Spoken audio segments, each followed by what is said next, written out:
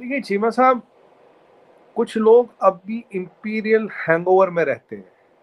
आप जानते हैं हैंगओवर मतलब शराब पीने के बाद हैंगओवर रहता है। वैसे तो मैं तो पीता नहीं, देखा मैंने लोगों को हैंगओवर रहता है। ये इंपीरियलिज्म खत्म हुए 75 साल हो गए। The sun never sets in the British empire. अब कुछ कॉमनवेल्थ का झुंझुना बजाते हैं, कॉमनवेल्थ कॉमनवेल्थ, वहाँ लेना एक ना देना तो कॉमन है नहीं, कुछ वेल्थ बांट रहे हैं, वो चीजें चल रही है। अब ये जो कॉलोनियल माइंडसेट है, इंपीरियल हैंगओवर और एक कॉलोनियल ये कॉमनवेल्थ का जो ख्वाब है, जो एक इल्यूजन है, जो मिराज है, उस दुनिया में जो रहते हैं, वो थोड़ा वक्त से पीछे चलते हैं। अब कुछ चीजों पर बात करें, फैक्ट्स पे।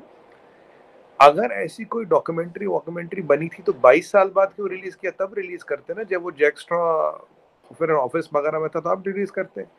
जब सेशंस कोर्ट ने, हाई कोर्ट ने, एसआईटी ने, सुप्रीम कोर्ट ऑफ इंडिया ने क्लीन चिट दे दिया। जब 22 साल इन्वेस्टिगेशन चला, उन्होंने क्लीन चिट दिया। जब कांग्रेस के टाइम 2/3 इन्वेस्टिगेशन चला, कांग्रेस की सरकार थी, तब क्लीन चिट मिला। सब चीजों का फैसला हो गया। जब ये सारी चीजें सेटल हो गई, तब बीबीसी जागता है और कहता मैं अपने 2 कॉरेस्पॉन्डेंट भेज देता हूँ, वो जाके जांच करेंगे, वो जाके डॉक्यूमेंट्री बनाएंगे। देखिए बीबीसी का टीआरपी वीआरपी नेटफ्लिक्स से कम कर दिया, ये ठीक है। अब ऐसी चीजें टीआरपी के लिए थोड़ा फायदा होती, लोग सब्सक्रिप्शन लेंगे, देखेंगे। अब वैसे भी बीबीसी की साइट खोले तो नीचे चिट्ठा लिखा था, भाई साहब कृपया हमें कुछ पैसे दें। मतलब अब बीबीसी, ब्रिटिश ब्रॉडकास्टिंग कॉर्पोरेशन, मैं तो कहता हूँ बीबीएससी, ब्रिटिश बीएस कॉर्पोरेशन। तो ऐसे तो उनकी हालत होगी आज की डेट में। अब चीमा साहब, मतलब आपके कहने का मतलब है, बीबीसी के कहने का मतलब है, हिंदुस्तान की पुलिस, हिंदुस्तान की जुडिशरी, हिंदुस्तान का इन्वेस्टिगेशन, हिंदुस्तान की law and order institute, Hindustan का पूरा यंत्र तंत्र could not find what two for 22 years what two correspondents went to ground and they cooked up something and they could find. And who gave them that jurisdiction, who gave them that authority? उनका लोकई क्या, उनकी औकात क्या, उनका मतलब क्या? ऐसे अच्छा, मैंने भी एक झुंझुना देखा है, मुझे लगा मैं आपको बताऊं, अगर इन गोरों को याद ही दिलाना, ब्रिटिशर्स को याद ही दिलाना, तो बीबीसी को मैं काम देता हूँ। बोलो ये मैंने इन्वेस्टिगेशन किया है। बोलो जाके बोलो वो जो ब्लडी संडे था आयरलैंड का, उसका इन्वेस्टिगेशन करें। ये तो तुम्हारे लंबे बाल वाला चर्चिल है, ही is equal or more blood than Mao Zedong and Hitler on his hands. क्यों?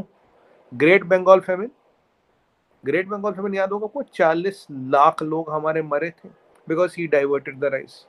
फिर मैं चीमा साहब पे आता हूँ, उस पे जलियांवाला बाग, सबको पता क्या हुआ, कितने सिख भाई हमारे इसने मारे वहां। तो और कहा था मैं तोप ले जाऊंगा अंदर, मैं ले नहीं पाया। उसके बाद आप देखिए, जब ग्रेट बंगाल फेमिन में जब सेकंड राउंड आया, तो कुछ थाईलैंड से अनाज यहाँ आना था, तो इसने थाईलैंड वाला भी डाइवर्ट कर लिया। हिंदुस्तानी अनाज तो बाहर भेजा, थाईलैंड वाला भी डाइवर्ट कर लिया। जब इसको बोला तो नहीं है बाहर, ये डाइवर्ट क्यों किया? बोला Indians breed like rabbits, it's okay. Ireland में आपने क्या किया वो सबको पता। चीजें बनानी उस पर बनाई ना, चीजें बनानी है तो उस पर भी एक और सब्जेक्ट दे देता हूँ। ये जो कह रहे हो ना 8 साल के महाराज ने तुम्हें कोहिनूर गिफ्ट में दिया, इस पे बनाइए। ये जो 45 ट्रिलियन डॉलर यहाँ से लूट गए थे, इस पे डॉक्यूमेंट्री बनाओ, इस पे अपने लोगों को बताओ। और ये जो तुमने यहाँ हमारा लाइफ, ये हमें फ्रेजाइल 5 पे छोड़ा था, और आज we have taken you as the 5th largest economy by $350 billion, which is more than GDP of Pakistan. उस पे पिक्चर बनाओ, उस पर डॉक्यूमेंट्री बनाओ। डॉक्यूमेंट्री बनानी है तो इस पे बनाओ कि 21% लिटरली लिटरेसी रेट वाले 80% लिटरेसी रेट पे कहाँ पहुंच गए, फ्रेजाइल 5 वाले टॉप 5 में कहाँ से पहुंच गए, आज हमारा फॉरेन एक्सचेंज रिजर्व तुमसे ज्यादा कैसे, आज हमारा मिलिट्री पावर तुमसे ज्यादा कैसे। पीछे उन्होंने एक सैटेलाइट लॉन्च करने की कोशिश की थी कुछ दिन पहले, वो रॉकेट ही फट गया वहीं। तो आपसे कम्पीट कर रहे रॉकेट फटने में। तो ये जो चीजें हो रही, इस पे कम्पीट करें ना। और $45 trillion is equal to 50% of global GDP. We were at 25-30 to 33% of GDP. जब आए तो 1% पे छोड़ के चले गए। ये जो खून चूसा है, ये जो निचोड़ा है यहाँ से, इसका इस पे डॉक्यूमेंट्री बनाए। और लोग सच कहते हैं, the London was never built, they looted the whole world and build London. London was never built on sweat and money. Cheema sahab, जब आपके घर अपने शीशे के, लोगों के घरों पे पत्थर नहीं मारते। यहाँ तो कुछ मिलेगा नहीं, 2 दिन की पब्लिसिटी मिलेगी, 2 दिन का शूशा मिलेगा, पर तुम्हारे गड़े मुर्दे उखड़ गए तो दुनिया में कहीं खड़े रहने लायक नहीं रह जाओगे। और अब मैंने कहा ना, बीबीसी नहीं, बीबीएससी, अब नया नाम आ गया उसका। और एक और बात बताऊं, और ये सारों का इनका करता धरता, इनके प्रधानमंत्री हमारे भाई ऋषि सुनाक जी ने क्या बोला, I don't agree to it. आपके पाकिस्तान ओरिजिन के एक एमपी खड़े हुए थे बोलने के लिए, खड़े हुए थे, ये मोदी डॉक्यूमेंट्री है, वो बोला I do not agree to it, काम खत्म। The prime minister of, the acting prime minister of United Kingdom, who funds BBC, because it's a government funded organization, has rubbished this documentary and all the whatever, all these allegations and all this drama what has been created because the international cabal is active. 2024 में election है, अब क्या चाहते हैं, यहाँ से तो settle हो गया, वहाँ कहीं और सुरसीवरी बजाए कि जैसे कोई एक एनजीओ नॉर्वे के कमरे में बैठ के कोई हंगर इंडेक्स निकालता है, एक कोई जुडिशियल इंडेक्स निकालता है, एक एनजीओ स्वीडन के 10x10 के कमरे में बैठ के इंडिया का एजुकेशन जर्नलिस्टिक फ्रीडम का इंडेक्स निकालता है। चीमा साहब, हिंदुस्तान को नापने और नपवाने और उसको औकात दिखाने वालों की पहले अपनी औकात इतनी सी बची है और उन्हें कहे देखिए झूठ के पुलिंदे बड़े होते पर ठहरते नहीं है। रेत का महल जैसे एक वेव आती है उसके साथ ही बह जाता है। ये रेत के महल न बनाए, एक आध दिन पब्लिसिटी मिल जाएगी पर ये पब्लिसिटी नेगेटिव ज्यादा होती है। बीबीसी की जो औकात बची थी दुनिया में वो खत्म हो गई। काफी काम मैंने बताया, मैंने इन्वेस्टिगेट किया ये सब। अगर बीबीसी इन्वेस्टिगेट करते तो इस पे भी डॉक्यूमेंट्री बनाए ना, बताए अपने लोग को दुनिया को कैसे लूटा, ये बता दे बस। सुमित भाई, जारी बात है ये पर्सपेक्टिव्स हैं, तो इंडिया का मेरा ख्याल है कोई ये इंडियन मीडिया उसका काम होगा। जिस तरह शशि थरूर साहब ने बुक लिखी और बहुत सारे लोग बड़ा काम कर रहे हैं, ठीक है, तो वो जारी बात है ये तो आपके करने के काम है या मेरे करने के काम है या किसी और के। मैं देख रहा था कंवल सिबल साहब जो हैं, ये फॉर्मर आपके फॉरेन सेक्रेटरी रहे हैं, वो ये कह रहे हैं कि जो यूके है उसका एक मिशन जो है वो गया था गुजरात और उन्होंने ये इन्वेस्टिगेट किया था। ये जो चीज़ है कि जो ब्रिटिश इन्वेस्टिगेट कर रहे हैं इस चीज़ को, ये जो लार्जली एक प्राइम मिनिस्टर मोदी का जो इमेज बना है, ठीक है, कि जी वो मुसलमानों के बारे में, और फिर अभी फॉर एग्जांपल अमित शाह की अगले दिन हम बात कर, अमित शाह साहब की नहीं उनकी, वो खैर उन्होंने भी बंगालियों को टर्माइट्स एंड ऑल दैट का। फिर अगले दिन मोहन भगवत साहब की हम बात कर रहे थे कि वो कह रहे थे ये पार्टी का इमेज कैसे बन रहा है, या क्या आप समझ रहे हैं ये दिस इज ऑल प्रोपेगेंडा, या क्या आप समझ रहे हैं कि ये सारा प्रोपेगेंडा किया जा रहा है क्योंकि इंडिया तरक्की कर रहा है, इंडिया मेहनत कर रहा है, इंडिया काम कर रहा है, इंडिया को डिस्ट्रैक्ट किया जा रहा है। इस तरह की बातों से ये जो मोहन भगवत साहब कह रहे हैं, जो अमित शाह साहब ने अगर कही है एनआरसी के ज़माने में जब बातें हो रही थी, या एनसीए आई थिंक क्या था वो उसके ज़माने में, या फिर अभी ये जो बीबीसी कह रहा है, so this is all propaganda. Do you believe कि इंडिया जो है वो तरक्की कर रहा है, टेक ऑफ कर रहा है, और इंडिया को कंट्रोवर्शियल करने के लिए ये बातें जो है वो की जा रही हैं?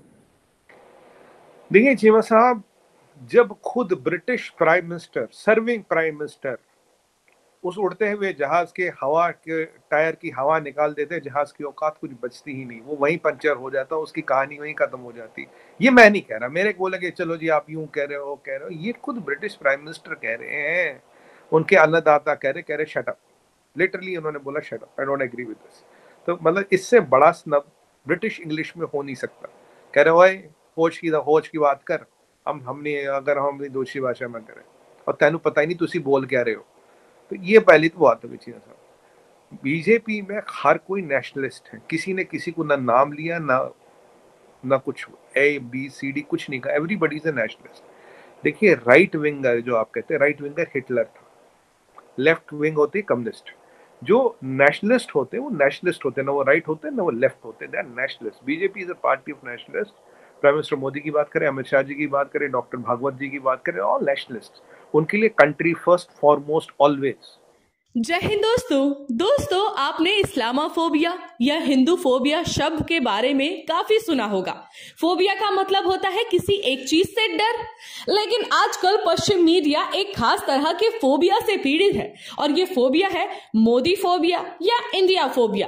खुद को दुनिया का सबसे निष्पक्ष, ईमानदार और पत्रकारिता का झंडा बरदार बताने वाली संस्थान बीबीसी इस फोबिया से सबसे ज्यादा पीड़ित है, और इसलिए भारत की सरकार के खिलाफ बीबीसी के नैरेटिव गढ़ने वाले एजेंडे पर सवाल उठाए जा रहे हैं। बीबीसी यानी ब्रिटिश ब्रॉडकास्ट कॉर्पोरेशन की निष्पक्षता पर ब्रिटिश पार्लियामेंट के सवाल उठा, तो उसकी वजह भी बीबीसी का मोदी फोबिया ही रही। ऐसे में आपको ये समझने की जरूरत है कि आखिर क्यों पश्चिम मीडिया पर भारत विरोधी होने के आरोप लगते रहे हैं। ब्रिटेन की संसद के हाउस ऑफ लॉर्ड्स के सांसद लॉर्ड रामी रैंगर ने एक ट्वीट करके बीबीसी की भारत विरोधी रिपोर्टिंग पर सवाल उठाए हैं। और सवाल ये उठाए हैं दोस्तों कि उन्होंने ये पूछा है कि बीबीसी आपने 1 अरब से अधिक भारतीयों को बहुत ज्यादा आहत किया है। आपने लोकतांत्रिक रूप से चुने गए भारतीय प्रधानमंत्री और भारतीय पुलिस और भारतीय न्यायपालिका का अपमान किया है। हम दंगों और जानमाल के नुकसान की निंदा करते हैं, लेकिन इसके साथ ही आपकी पक्षपातपूर्ण रिपोर्टिंग की भी निंदा करते हैं। दोस्तों, ब्रिटिश संसद में ये बवाल बीबीसी की series India the Modi questions पर शुरू हुआ है। इस सीरीज का पहला पार्ट हाल ही में प्रसारित किया गया, जिसमें साल 2002 के गुजरात दंगों के लिए एक बार फिर प्रधानमंत्री नरेंद्र मोदी को जिम्मेदार ठहराया गया है। ये वही बीबीसी है जिसे मुंबई में आतंकी हमला करने वाले इस्लामी आतंकवादी तो बंदूकधारी नजर आते हैं। तो दोस्तों, इस रिपोर्ट में फिलहाल इतना ही। आप हमारे साथ देखते रहिए इंडिया वेब न्यूज।